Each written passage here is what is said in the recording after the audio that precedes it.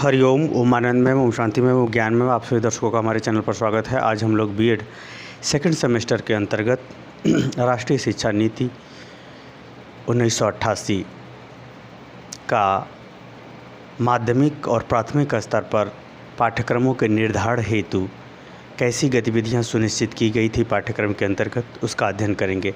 जैसे मैं बता दूं, सबसे चर्चित जो शिक्षा नीति रही वो दौलत सिंह कोठारी आयोग की रही, जिसने व्यापक रिपोर्ट 1964 से लेकर के 66 के अंदर तैयार करके प्रस्तुत किया था। इसके बाद अगर कोई शिक्षा नीति विशेष रूप से आधुनिक शिक्षा नीति का जो स्वरूप बनी, वह बनी थी 1986 की शिक्षा नीति। 1986 के बाद कुछ उसमें कमियां बाद में देखी गई, जिसका संशोधित रूप 1988 में आया था। तो जो 1988 की शिक्षा नीति चल रही थी, अब 2020 की शिक्षा नीति तैयार की गई है, जो सरकार लागू कर चुकी है और प्रदेशों में धीरे धीरे सरकारें उसकी व्यवस्था करते हुए लागू कर रही हैं। तो कहने का हमारा ये तात्पर्य यह है कि जो 1988 की जो शिक्षा नीति रही, वह प्राथमिक और माध्यमिक स्तर पर समय का ध्यान रखते हुए विभिन्न कक्षाओं यानी प्राथमिक और उच्च प्राथमिक और माध्यमिक स्तर पर पाठ्यक्रम को सुनिश्चित करने का व्यवस्था अपना दृष्टिकोण प्रस्तुत किया था, जिसमें वह समय के आधार पर ही अपनी बातें प्रस्तुत की कि जो पाठ्यक्रम है वह इस तरह से समयों का ध्यान रखते हुए विषय वस्तु का पाठ्यक्रम पढ़ाया जाना चाहिए। आइए उन्हीं सब बातों को हम लोग इस वीडियो के अंतर्गत डिटेल में समझने का प्रयास करते हैं। अगर हम बात करें तो एनसीईआरटी द्वारा 1986 के ही शिक्षा नीति को 1988 में संशोधित करके प्रस्तुत किया गया था, जो प्राथमिक और माध्यमिक स्तर पर इस प्रकार बताया गया था। हम इसलिए इसकी चर्चा कर रहे हैं क्योंकि हम लोग बीएड के स्तर पर प्राथमिक, उच्च प्राथमिक और माध्यमिक तक यही पूछता है पाठ्यक्रम निर्धारण का समय। और अवधि का अगर बात करें तो इसमें अवधि बहुत महत्वपूर्ण थी। इन्होंने इस शिक्षा नीति में जो है 1988 की शिक्षा नीति में समय अवधि का विषय के अनुसार ध्यान में रखते हुए पाठ्यक्रम निर्धारित किया गया था, जिसमें उन्होंने बताया था प्राथमिक शिक्षा यानी 5 वर्ष के लिए जो शिक्षा थी, यानी कक्षा 5 तक जो शिक्षा थी, उसके बारे में इन्होंने निम्नलिखित विषय को निर्धारित किया और जो है समय का भी उन्होंने निर्धारण किया। जैसे इन्होंने प्राथमिक शिक्षा स्तर पर एक भाषा पर बल दिया कि एक भाषा पढ़ाई जाए, चाहे तो वह बालक की मातृभाषा हो या फिर उस प्रदेश की भाषा हो जो ज़्यादा बोली जाती हो, जिसको सरकार द्वारा मान्यता प्राप्त हो। तो एक भाषा पर पूरा जो समय अवधि चलेगा, 1 वर्ष का जो भी पढ़ाया जाएगा, जितने समय अवधि तक उसका 30% जो है ध्यान शिक्षा के अंतर्गत भाषा सिखाने पर देना होगा। उसी तरह से गणित पर 15%, पर्यावरण में 2 विषय थी, 1 और 2। पर्यावरण का मतलब यहाँ पर 2 चीज़ें सिखाई जाती थी। पर्यावरण में विषय के अंतर्गत 2 चीज़ निर्धारित की गई थी। एक तो पर्यावरण का मतलब ये होता है जो सामाजिक परिवेश है, समाज और संस्कृति से मिला जुला, उसका व्यवहारिक और सामाजिक परिप्रेक्ष्य उससे, और दूसरा जो है पर्यावरण से संबंधित था, ये जो इन्वायरमेंटल जो पर्यावरण शिक्षा है, जिसमें गैसें हैं, जल है, मृदा है, ये सब जो पर्यावरण से हम लोग प्राकृतिक पर्यावरण की बात है उसमें। तो दोनों पर्यावरण पर इसमें जो है संबंधित उसमें विषय वस्तु शामिल किए गए थे, जिस पर 15% पूरा समय यानी जितना समय तक क्लास चलेंगे, जितना समय के बाद परीक्षा होगा, उस जितना समय तक क्लास चलेंगे उसमें लगभग 15% को ध्यान में रखते हुए उस विषय से संबंधित विषयों को पढ़ाया जाएगा। उसी तरह से कार्य अनुभव, जिसमें करके सीखने पर बल दिया जाता था बालकों को, उसके लिए सरकार ने इस पाठ्यक्रम के अंतर्गत इस शिक्षा नीति में 20% समय निर्धारित किया था, क्योंकि जब बालक स्वयं से करेगा, खेल खेल में सीखेगा, स्वयं से करके सीखेगा, तो वह ज़्यादा अस्थायी होगा और ज़्यादा प्रभावशाली होगा और ज़्यादा अधिगम के योग्य होगा। इस बात को ध्यान में रखते हुए इन्होंने 20% का समय निर्धारित किया। उसी तरह से कला शिक्षा, जिसमें चित्रकला, वास्तुकला, हस्तकला, शिल्पकला, कला कौशल, कताई बुनाई, कढ़ाई, ये सब चीज़ें रहती थी।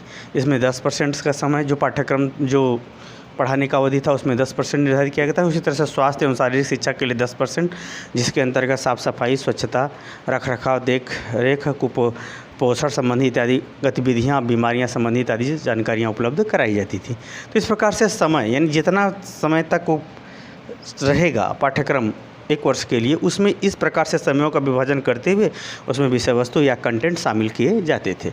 उसी तरह से उन्होंने उच्च प्राथमिक स्तर यानी 3 वर्ष के लिए जो कक्षा 6 से 8 तक होता था, कितना होता था, 6 से 8 तक होता था, उसमें 3 वर्ष के लिए इन्होंने 3 भाषा सूत्र लागू किया। देखिए यहाँ पर भाषा पर सरकार ज़्यादा बल दे रही है।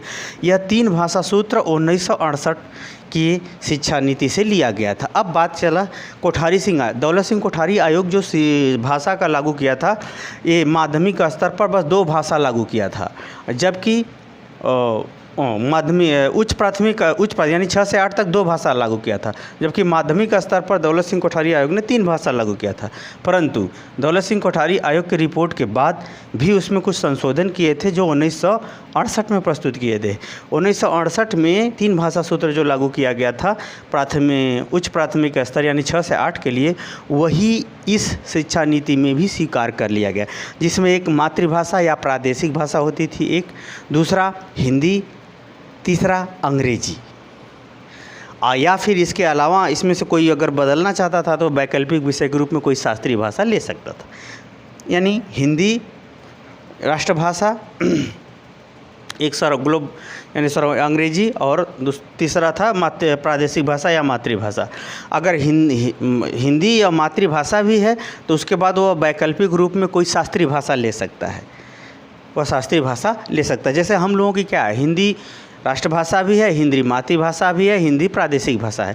तो हम लोगों के लिए यह शिक्षा नीति का मतलब हिंदी लेना पड़ेगा, अंग्रेजी लेना पड़ेगा, एक वैकल्पिक विषय के रूप में कोई शास्त्रीय भाषा लेना पड़ेगा, या उड़िया ले लें, कन्नड़ ले लें, गुजराती ले लें, मलयालम ले लें, कोई एक शास्त्रीय भाषा लेना पड़ेगा। यानी 6 से 8 तक हमको जो है संस्कृत ले लें, कोई जो है एक वैकल्पिक भाषा के रूप में हमें लेकर के उसको 3 भाषा करना पड़ेगा।